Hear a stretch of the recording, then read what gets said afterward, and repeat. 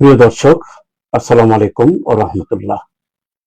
মাহে রমজানুল মোবারক। রমজান মাস দেখতে দেখতে প্রায় শেষের দিকে। ইতিপূর্বে আমরা রমজান মাসে সিল টিভিতে আমরা দুটি ধর্মকর্ম অনুষ্ঠানে দুটো প্রোগ্রাম আমরা করেছি। আজকে আমরা সিল টিভি ধর্মকর্ম অনুষ্ঠানে একটি গুরুত্বপূর্ণ বিষয় ইসলামের জাকাত এবং ফিতরা এই নিয়ে আমরা আলোচনা করব। আজকের অতিথি আলোচনা করবেন যিনি ডক্টর মোহাম্মদ এমদাদুল হক, সহযোগী অধ্যাপক, পলিটিক্যাল স্টাডিজ বিভাগ, শাহজালাল বিজ্ঞান ও প্রযুক্তি বিশ্ববিদ্যালয়। ডক্টর এমদাদ সাহেব, আপনাকে স্বাগত জানাচ্ছি সিল টিভিতে। আপনাকে স্বাগত। বলছি আরো দু একটি কথা বলে আপনার কাছে আসবো আমি। প্রিয় দর্শক, অনুষ্ঠানটির সার্বিক পরিকল্পনায় সাংবাদিক এইহা চৌধুরী আর বন্ধু লাইব্রেরিয়ান পাবলিকেশনের সৌজন্যে অনুষ্ঠানটি আজকে সম্প্রচারিত হচ্ছে। মূলত আমি বলেছি ইসলামের একটি গুরুত্বপূর্ণ অংশ জাকাত, এবং আমরা মুসলমান যারা সাধারণত জাকাতটা মুসলমানদের উপরই ফরজ। এটা আমরা রমজান মাসে অনেক সময় একটা হিসাব করে অনেকেই আমরা দিয়ে থাকি। সেটার বিধান কি, এবং ঈদের আগেই আমরা যে ফিতরা দেই, গুরুত্বপূর্ণ এই আলোচনা, এই দুটি আলোচনায় করবেন আজকের অতিথি ডক্টর মোহাম্মদ এমদাদুল হক সাহেব। জি, আপনার কাছে আসছি যে জাকাত নিয়ে আপনি শুরু করেন। মাঝে মাঝে দর্শকের কিছু প্রশ্ন আমার কাছে আছে, সেগুলো আপনার কাছে জানতে চাইবো দর্শকের হয়ে। নাহমাদুহু ওয়া নুসাল্লি ওয়া নুসাল্লিমু আলা রাসূলিহিল কারীম, আম্মা বা'দ। সম্মানিত দর্শক শ্রোতা, মাহে রমাদানুল মোবারকের শুভেচ্ছা জানাচ্ছি সবাইকে। আমরা জানি ইসলামের 5টা মৌলিক স্তম্ভ। এই 5টা স্তম্ভের মধ্যে প্রথমটা হচ্ছে ঈমান, দ্বিতীয়টা হচ্ছে নামাজ, আর 3 নম্বরটাই হচ্ছে যাকাত।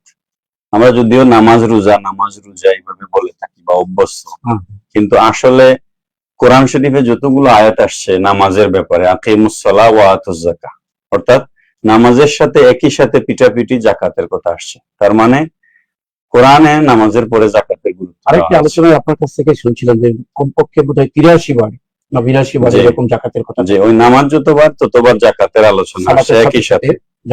জাকাত আকিমুস সালাহ ওয়া আতুজ যাকাত।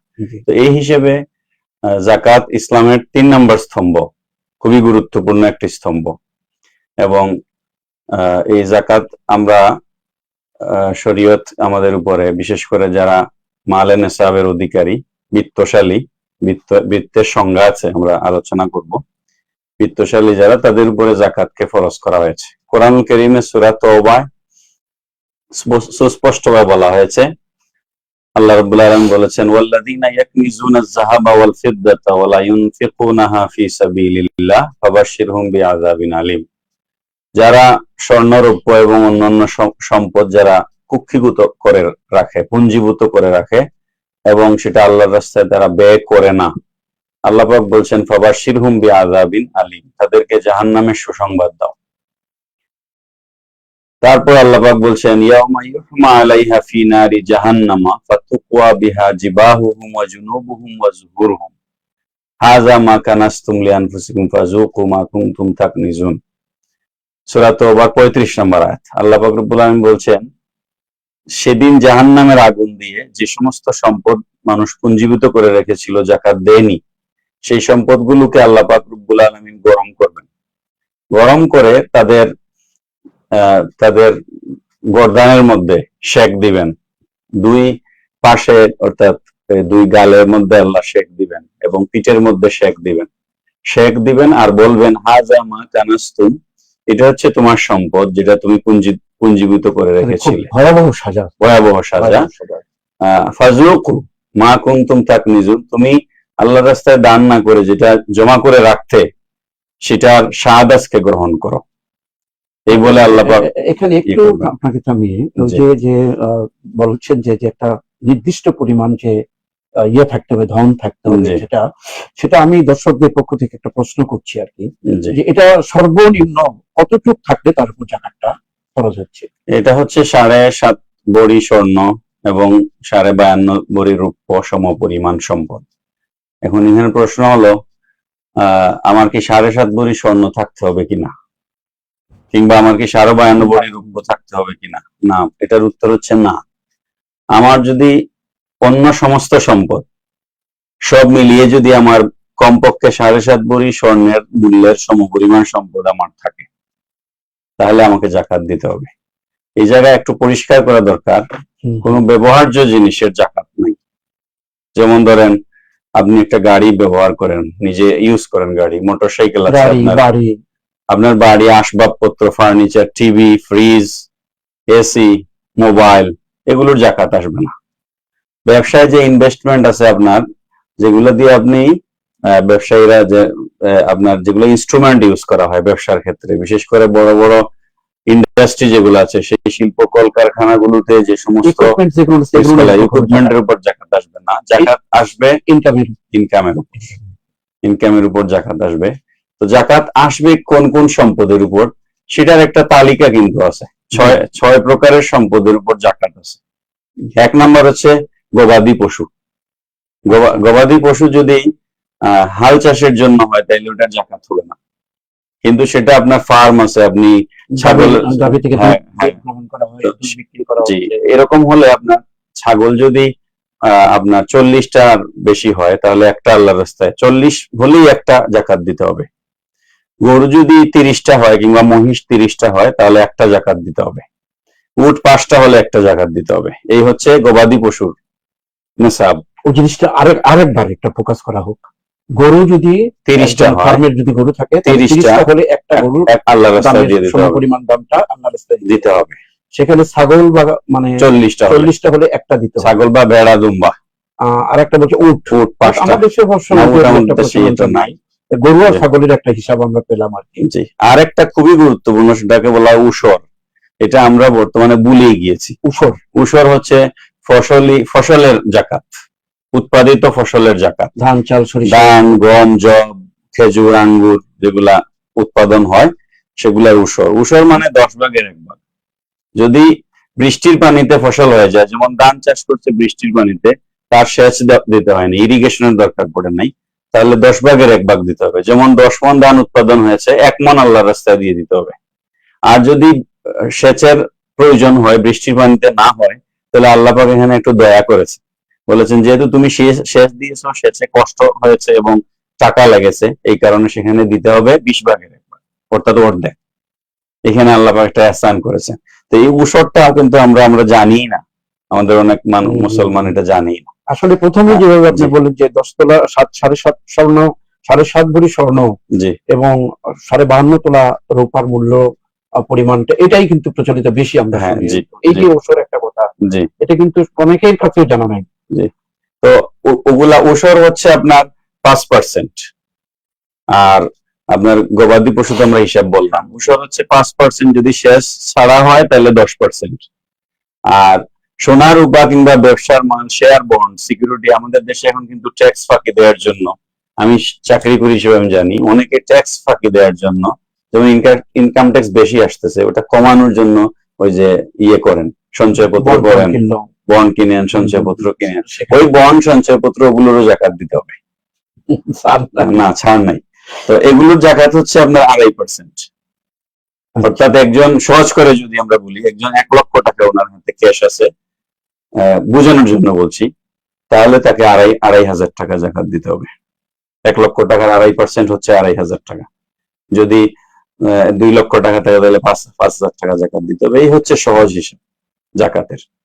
এখন এইটা হচ্ছে 1 বছর মেয়াদে আপনার হাতে থাকতে হবে। জাকাতের শর্ত হচ্ছে এটা। ফিতরা কিন্তু এরকম না।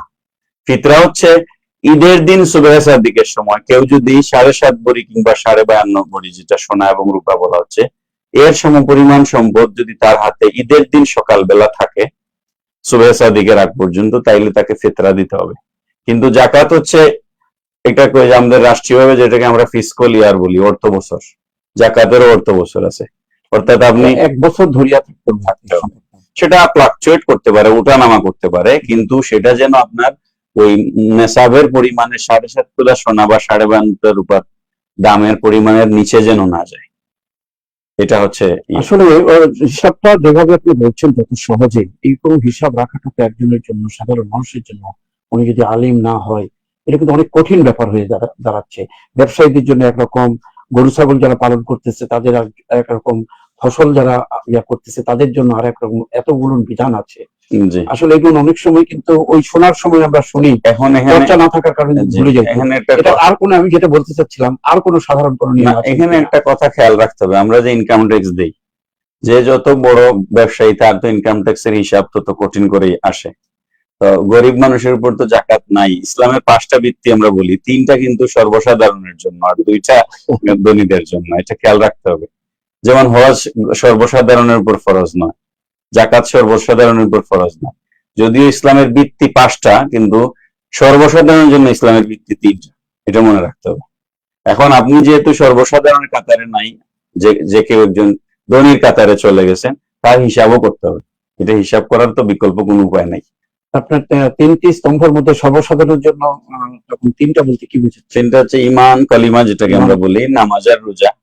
3টা, হজ, জাকাত। জাকাত, হজ, এবং তো গরিব মানুষদের জন্য তো এটা নাই। তারা তো এখান থেকে রেহাই পাচ্ছে। জি, রেহাই পাচ্ছে। তো যাই হোক, আবারও একটু জাকাতে আমাদের এটা আরেকটা বিষয় বলা জরুরি, সেটা হচ্ছে জাকাত দিব কাকে। হ্যাঁ, এটা আমি যে প্রশ্নটা, ওটা ছিল আমার, জি যে জাকাত তো একটা 2.5% পাইলাম জি হিসাব, জি গরু হলে গরু, হলে ছাগল হলে ছাগল, সবকিছু পাইলাম। আচ্ছা, গরু যদি একটা সে দিয়ে দেয় কাউকে, হবে হবে। না গরুর পরিমাণ টাকা না না, গরু দিলে তো খুবই ভালো। বা ছাগলের ব্যাপারটা সেই হ্যাঁ, ক্ষেত্রে? দাম যদি দরদাম করে ওটার দাম দেয় তাও হয়ে যাবে।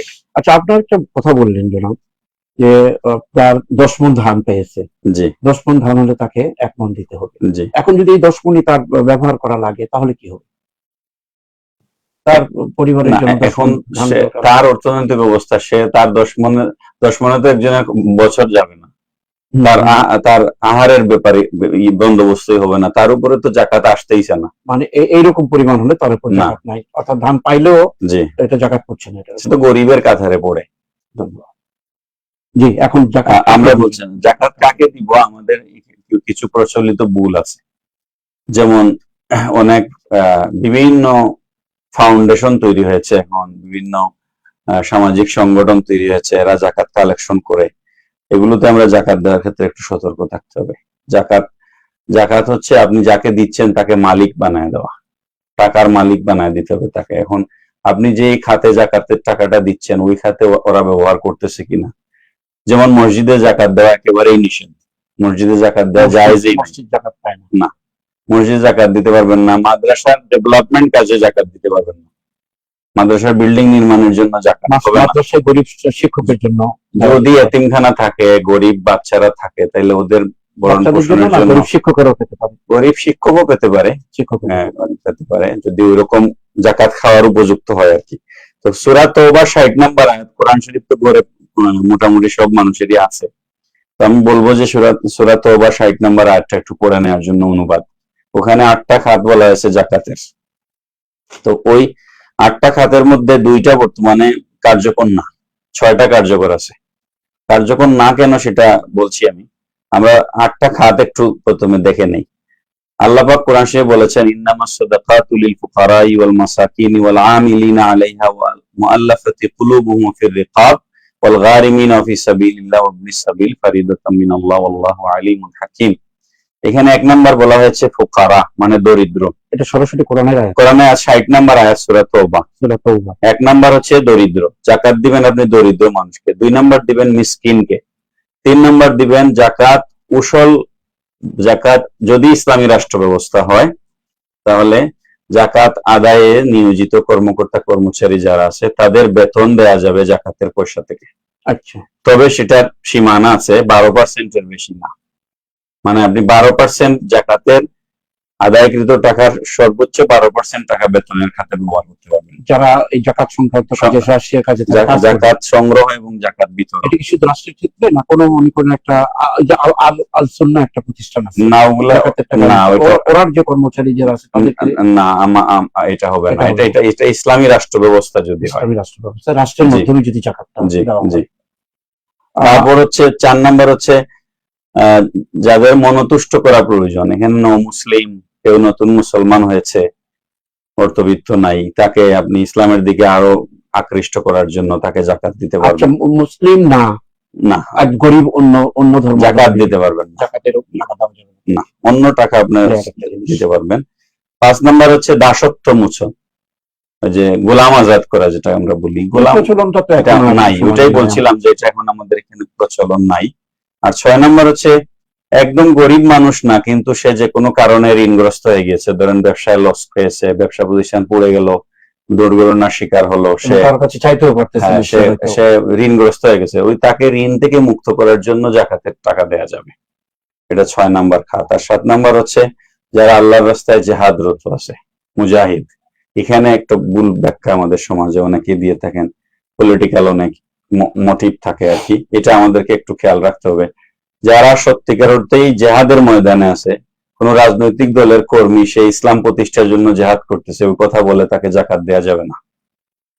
কারণ রাজনৈতিক দলের কর্মী ইসলাম প্রতিষ্ঠার চেষ্টা করতেছে, এটা যেমন সত্য, কিন্তু এটা ওই জেহাদের ময়দান, ওইটা বুঝায়নি, মিন করেনি। এখানে বলা হয়েছে ফি সাবিলিল্লাহ, আল্লাহর রাস্তায় যারা জেহাদে আছে। যেমন আপনি এক্সাম্পল হিসেবে ফিলিস্তিন বলতে পারেন, এখনকার সময় ওদেরকে আপনি জাকাতের পয়সা দিতে পারবেন, কিন্তু আপনি একটা রাজনৈতিক দলের কর্মী ইসলাম প্রতিষ্ঠার জন্য আন্দোলন করছে, তাকে আপনি জাকাতের পয়সা দিতে পারবেন, এটা ঠিক না। এটা রাজনৈতিক দলের কর্মী ইসলাম প্রতিষ্ঠান হয়, তার দলের জন্য কাজ করতেছে, ইসলামিক দল, সে মারা যাচ্ছে, তাকে কি শহীদ বলা যাবে তখন? এটা একটা অন্য ধরনের প্রশ্ন, যেহেতু মানে এটা রিলেটেড আমি বললাম আর কি। এখন আধিপত্য বিস্তারের জন্য গিয়ে যদি মারা যায় তো শহীদ হওয়ার প্রশ্নে ওঠে না, কিন্তু সে যদি জুলুমের শিকার হয় তাহলে সে তো শহীদ হবে। তাকে যদি কেউ জুলুম করে মেরে ফেলে, কিন্তু সে হল দখল করবার জন্য, কোনো ব্যবসা প্রতিষ্ঠান দখল করবার জন্য, কিংবা কোনো প্রশাসনিক ইউনিটে আধিপত্য বিস্তারের জন্য সে মারা গেল, এটা তো শহীদ তো হবেই না। ইউনিভার্সিটিতে একটা হল দখল করার জন্য একজন শহীদ মানে মারা গেছে, তাকে শহীদ বলা হচ্ছে না, এগুলা সঠিক শহীদের ব্যাপার। এই প্রসঙ্গটা নিয়ে আমরা অন্যদিন আবার। আর লাস্ট ওয়ান হচ্ছে মুসাফির। মুসাফির কেউ সফরে আসছে, কিন্তু সে গরিব না, কিন্তু সে সফরে এসে নিঃস্ব হয়ে গেছে, তার মানিব্যাগ হারিয়ে গেছে, বা কোনো একটা সমস্যাগ্রস্ত সে হয়েছে, ওই সময়ের জন্য হ্যাঁ, আপনি তার বাড়ি পর্যন্ত পৌঁছতে পারার জন্য তাকে জাকাতের পয়সা দেওয়া করতে পারবেন। কাকে জাকাত দেওয়া যাবে সেটা ব্যাখ্যা দিয়েছেন। আমি এখানে আমাদের অনুষ্ঠানে আমাদের দুবাই থেকে একজন আমাদের প্রবাসী বাংলাদেশী আমাদের প্রোগ্রাম হয় দেখে আমাকে মোবাইলে বলেছিলেন যে প্রবাসীদের জাকাতের বিধানগুলো কি আমাদের মতোই না, কি রকম এখানে কোনো পার্থক্য আছে? তারা জাকাতে যেহেতু টাকার আছে, এখানে মনে প্রবাসী হলে দুবাই এখানে 1 টাকায় মনে করেন 20 টাকার ব্যাপার আছে, ওরা জাকাতটা কিভাবে তারা বন্টন করবে? দেখুন, শরীয়তের বিধান সারা পৃথিবীর জন্য সমান, আর জাকাত এটা কোরআনী আইন, এটা আমাদের কোনো ব্যক্তিগত বিষয় না, কোরআন বিধান দিয়েছে। তো কোরআনের আইন সারা পৃথিবীর সকল মুসলমানের জন্য সমান। এখন হিসাবের ব্যাপার হচ্ছে, টাকা উনি যদি বাংলাদেশে জাকাত আদায় করতে চান, তাহলে তার যে দুবাইয়ের যে টাকা আছে ওই টাকাকে বাংলাদেশি কারেন্সিতে কনভার্ট করবেন। যেমন উনি ওখানে 20,000 দিরহাম বা দিনারের মালিক, সেটাই বাংলাদেশে কত টাকা হয়, ওই টাকার পরে 2.5% উনি জাকাত দিবেন। ওই টাকাটাকে বাংলাদেশি টাকায় কনভার্ট করিয়া যেটা হবে তার 2.5%। সহজ হিসাব, তার জন্য কোনো কঠিন না, এটা একদম সহজ। তাহলে এখানে জাকাতের পাশাপাশি ফিতরার কথাটা আমরা বলছি আজকে। জাকাতের উপর আর কিছু বলার মতো বলার তো অনেক বলা যাবে, সহজভাবে কিছু বলা যায়। সহজভাবে বলা হচ্ছে, আমরা যে পদ্ধতিতে জাকাত দেই, যে পদ্ধতিটাতে পরিবর্তন আনা দরকার। যেমন ধরেন, আমরা জাকাতের শাড়ি, জাকাতের লুঙ্গি, জাকাতের পরিধানী কাপড়টা মাইকিং করে লাইন ধরে মানুষকে জাকাত দেই। সুন্দর কথা বলছেন। এই যে প্রশ্নটা কিন্তু জনগণের কাছ থেকে আসে, এটা ঠিক না, কারণ আপনি তো জাকাত কাউকে আপনি করুণা করছেন না, এটা হচ্ছে আপনার উপর নামাজ রোজার মতো ফরজ। তো আপনি কি নামাজ কারোর জন্য পড়েন? আপনি তো নামাজ আল্লাহর সন্তুষ্টির জন্য পড়েন। ঠিক জাকাতও দিবেন আল্লাহর সন্তুষ্টির জন্য। যে হিস্সাটা আপনি দিচ্ছেন 2.5%, ওইটা যাকে দিচ্ছেন সে ওইটার মালিক, আপনি না। তা আপনার দায়িত্ব মালিকের হাতে পৌঁছায় দেওয়া। তো সেটা পৌঁছানোর জন্য আপনি তাকে মাইকিং করে একত্রিত করে লাইন দড়িয়ে, এটা ঠিক না। এমনকি পদদলিত হয়েছে, মানুষ মারাও যায়। আর জাকাতের মেইন উদ্দেশ্য হচ্ছে দারিদ্র বিমোচন। এটা নাহলে তো জাকাতের এই বিধান আসতো না। তো দারিদ্র বিমোচন হয় ওই রকম, আমরা রাষ্ট্রীয়, যেহেতু আমাদের ইসলামী রাষ্ট্র ব্যবস্থা নাই, আমরা যেহেতু ব্যক্তিগতভাবেই বেশিরভাগ মানুষ জাকাত দিয়ে থাকি, ওই ক্ষেত্রে আমরা এরকম মানুষ টার্গেট করব যে একজনকে দিলে এমন একটা কিছু করে দিব, কর্মসংস্থানের সুযোগ, যাতে করে আগামী বছর সে আর জাকাত গ্রহণ করতে না হয়। ওই ওই জায়গাগুলোতে জাকাত যারা দিই আমরা তাদেরকে এটা খেয়াল একটু করবো। আপনার দৃষ্টিটা আকর্ষণ করেছি। সৌদিতে রাসূল সাল্লাল্লাহু আলাইহি ওয়াসাল্লামের যুগে এই জাকাতের এই বিধানের পর আমরা যতটুকু জেনেছি ইসলামের ইতিহাস থেকে, জি জাকাত গ্রহণ করার মতো মানুষ আর এখানে খুঁজে পাওয়া জি যাচ্ছে জি না। এটা উমর ইবনে আব্দুল আজিজ রাহমাতুল্লাহ শাসন আমলে এরকম ঘটনা এসেছে যে একজন জাকাতের টাকা নিয়ে বস্তা নিয়ে পিঠে নিয়ে ঘুরতে ঘুরতে 2-3 দিন ঘোরার পরে একজনকে গিয়ে গাছের নিচে পেয়েছে যে বস্তার উপরে মাথা রেখে শুয়ে পড়েছে। ওই লোকে মনে করছে সে কোন দরিদ্র মানুষ, তাকে জায়গায় বলছে ভাই এটা নিয়ে আমাকে বাঁচাও। তখন ওই লোক বলছে তুমি পাগল নাকি মিয়া, আমি 1 সপ্তাহ নিয়ে ধরে জাকাতের টাকা নিয়ে ঘুরতেছি। মাশাআল্লাহ। আহ, এই সিস্টেম মেনে জাকাত দিলে এই পরিবেশ পরিস্থিতি তৈরি করা সম্ভব। সাথে একটা খুব করি, আমাদের বাংলাদেশের নতুন সরকার কিন্তু জাকাত নিয়ে ওলামায়ে কেরামদের সঙ্গে পরামর্শ করতেছে জি যে রাষ্ট্রীয়ভাবে জাকাত দেওয়ার একটা ব্যবস্থা। এই ব্যাপারে আপনার কোনো মতামত আছে কিনা? এটা এটা পজিটিভ, রাষ্ট্রীয়ভাবে জাকাত দেয়া। তবে আমরা একজন নাগরিক হিসাবে আমরা যেটা ওরি করব, আমরা মানে প্রধানমন্ত্রীকে সতর্ক করব, যেটা হচ্ছে যে যেহেতু ইসলামী রাষ্ট্র ব্যবস্থা না এখানে, জাকাত বোর্ড যদি আপনি গঠন করেন কিংবা জাকাত পরিচালনা যাদেরকে দায়িত্ব দিবেন, এখানে স্বচ্ছতা, জবাবদিহিতা এই বিষয়গুলো যেন এনশিওর করা হয়, আমরা এটা দাবি করব আর কি। কিন্তু এটা এটা ভালো ভালো ভালো একটা উদ্যোগ নিয়েছে সরকার। ফিতরার ব্যাপারটা নিয়ে আরেক কিছু বলবো কথা, যে একজন প্রশ্ন করেছেন যে আমাকে ফ্যামিলির এখানে অনেক সময় যে কাজের অর্থাৎ গৃহকর্মী থাকে, জি। পুরুষ হোক মহিলা হোক, সব সময় আছে, এখানেই খাচ্ছে এখানেই থাকতেছে, সেই বাসায় আছে। এই সে কি ফ্যামিলি মেম্বার না কিন্তু সবসময় আছে হিসেবে তার উপর ফিতরা এই বাসার মালিকের দেওয়া পড়বে কি না, বাসার মালিক শুধু উনার অধীনে যারা মানে ডিপেন্ডেন্ট আমরা যেটাকে বলি, নির্ভরশীল, যেমন আমার স্ত্রী, আমার সন্তান, এই এর বাইরে আর কেউ না। আমার ভাইয়ের ফিতরা আমার উপরে না, আমার ফ্যামিলিও না, আমার আমার ডিপেন্ডেন্ট হচ্ছে আমার স্ত্রী এবং আমার সন্তান। তাদের ফিতরা আমি যদি উপার্জনক্ষম হই, আমি ফ্যামিলির কর্তা হই, তাহলে আমি তাদের ফিতরা দিব। আর কাজের মানুষ এখানে যদি ফ্যামিলির কর্তা না দিয়ে, যদি মনে করেন স্বামী দিল না, স্ত্রী দিয়ে দিচ্ছে সবারটা, স্ত্রী সন্তানেরও দিচ্ছে, হাজবেন্ডেরও দিচ্ছে, হাজবেন্ডের অনুমতি লাগবে। যদি স্ত্রী কাজ করেন, চাকরি বাকরি করেন, তাহলে স্ত্রী তো তারটা হিসাব করে দিতে হবে, জাকাতেরও হিসাব আসবে স্ত্রীর। আর যদি ফিতরাও কি, আর যদি স্ত্রী কোনো কাজ না করেন, গৃহিণী হন, তাহলে এই ক্ষেত্রে তো স্বামী দিবেন। আর স্ত্রী যদি দিয়ে দেন স্বামীর মানিব্যাগ থেকে, তাহলে স্ত্রীকে বলে দিতে হবে যে আমি ফিতরার টাকা এটা দিচ্ছি, তোমার এখান থেকে ফিতরার টাকাটা নিয়ে আমি দিচ্ছি, জি এটা অনুমতি নিতে হবে। আচ্ছা, ফ্যামিলি মেম্বারের ছোট বড় সবার জন্য ফিতরা দিতে হয় না?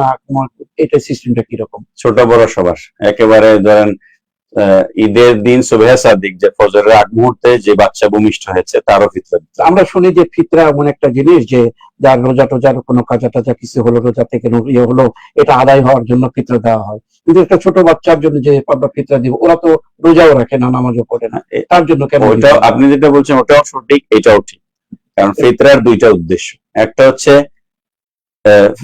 তোহরাতাস সিয়াম মিনাল্লাহু ওয়ার রাফাস, নবীজি বলেছেন যে আমরা রোজা পালন করতে গিয়ে অনেক সময় অশ্লীল কথা বলে ফেলি, খারাপ জিনিস দেখে ফেলি, ত্রুটি বিচ্ছুতি করে ফেলি, সেগুলা ফিতরার মাধ্যমে ইয়ে হয়। আর সেকেন্ড থিং হচ্ছে ওয়াতওয়ামাতাল লিল মাসাকিন, ফিতরার উদ্দেশ্য হচ্ছে গরিব মিসকিনদেরকে, তারাও যেন একটু আনন্দের সাথে ঈদ উদযাপন করতে পারে। জাকাত এবং ফিতরার মেইন উদ্দেশ্য হচ্ছে গরিবকে সহযোগিতা করা। তো সেই গরিবের সহযোগিতা আপনার সদ্য ভূমিষ্ঠ নবজাতক বাচ্চাকে ফিতরা দিলেও সেটা। আর একটা প্রশ্ন করে আপনার সত্যি অত্যন্ত সুন্দর আলোচনা হচ্ছে, সময় থাকলে হয়তো আরো আলোচনা করতে পারতাম আমরা। এই যে ফিতরার টাকাটা কোন সময়ের মধ্যে, অর্থাৎ আমরা তো রমজান মাস তো আগে দিতে পারি না, ঈদের দিন দিতে পারি, ঈদের পরেও দেওয়া যায়, এটা নিয়ে একটু আলোচনা। এটা একদম স্পষ্ট কথা হচ্ছে ঈদের জামাতের পরে ফিতরা দেওয়া না দেওয়া সমান। ওটা আপনি যে টাকা দিবেন মানুষকে, ওটা হচ্ছে সাধারণ সাদকা হয়ে যাবে, যেটা আপনি এমনি সময় মানুষকে দেন। আমি যদি নিয়ত করে রাখে দিই মুখে দিব, কিন্তু সেখানে আগে যদি করে ফেলেন তাইলে হবে। আগে টাকা যদি আলাদা করে রেখে দেন, যে আলাদা করে রেখে দেন। তবে সুন্নাহ হচ্ছে ঈদের দিন ঈদগাহে যাওয়ার আগে, ফজরের নামাজ থেকে ঈদের নামাজের মাঝখানে এই সময়টাতে দেওয়া। কিন্তু আমাদের দেশে ওইরকম ফিতরা নেওয়ার মানুষ এই সময় পাওয়া খুবই কঠিন, এই জন্য আগে দেওয়াও জায়েজ আছে। পুরো রোজার মাস ধরে যদি কেউ ফিতরা দিয়ে দেয় আদায় হয়ে যাবে, কিন্তু পরে দিলে আদায় হবে না, আগে দিলে আদায় হবে। অনেক অনেক ধন্যবাদ আপনাকে। আসলে প্রিয় দর্শক, এক কথায় আছে যে জানার ইচ্ছা হচ্ছে জিজ্ঞাসা। আসলে আমরা জিজ্ঞাসা করার শেষ নাই, আবার জানারও শেষ নাই। আমরা এই যে যে জিনিসগুলো আলোচনা হলো, যে বিষয়বস্তুর উপর গুরুত্ব দিয়ে আলোচনা, ইসলামের স্তম্ভ পাঁচটার উপরে জাকাত একটা অন্যতম স্তম্ভ, এই নিয়ে এবং পাশাপাশি ফিতরা নিয়ে আমরা আলোচনা করলাম। আমরা কিন্তু মোটামুটি সকলেই এগুলো জেনে আসছি, কিন্তু চর্চার অভাবে এক বছর পরে এই ধরনের ঘটনাগুলো ঘটার আগে ঘটনা হয়, এই কারণে অনেক সময় আমরা ভুলে যাই। এই জন্য সিল টিভি একটি দায়িত্ব পালন করে আসছে, প্রতি বছরই আমরা এই ধরনের ধর্মকর্ম অনুষ্ঠানে এই রমজান মাস ব্যাপী আমরা বিভিন্ন অনুষ্ঠানের মধ্য দিয়ে জনগণকে আরেকটু জানার, অর্থাৎ যেটা জানা ছিল সেটাকে চর্চার ভিতরে আনার জন্য আমরা চেষ্টা করি মাত্র। আজকের অনুষ্ঠান যদি আপনাদের ভালো লাগে এবং এখান থেকে একটু জিনিস নতুন করে আবার জানা হয়, কিংবা এই যে উসুল উসুল ওসর কথাটা আমরা ফসলের ফসলের এবং গবাদি পশু ইত্যাদি নিয়ে একটা যে জিনিসটা জানলাম, আমার মনে হয় সমাজে এই জিনিসটা অনেকেরই অজানা আছে। আজকের অনুষ্ঠান থেকে সেটা জানার একটা সুযোগ হলো। আজকের অতিথি ডক্টর মোহাম্মদ এমদাদুল হক, আপনাকে কৃতজ্ঞতা জানাচ্ছি আমাদের পাশে এসে, সিল টিভিতে এসে। আপনাকে কিন্তু আজকে আরো পেয়েছি আমরা, আজকে বেশ কয়েক বছরই আমরা পেয়েছি। আপনার আলোচনাগুলো সুন্দর হয়। প্রিয় দর্শক, এই আলোচনা থেকে যদি আপনাদের কোনো উপকারে লাগে তাহলে আমাদের আয়োজন সার্থকতা। আজকে এখানে আমরা বিদায় নিচ্ছি। আবারও ধর্মকর্ম অনুষ্ঠানে কখনো অতিথিকে পেলে আমরা অন্য বিষয় নিয়ে আলোচনা করব, সে আশা প্রত্যাশা রেখে আপনার আমাদের সাথে এতক্ষণ থাকার জন্য ধন্যবাদ জানাচ্ছি। অতিথিকেও ধন্যবাদ। আপনাকেও ধন্যবাদ, সিল টিভিকেও ধন্যবাদ। আসসালামু আলাইকুম। আসসালাম।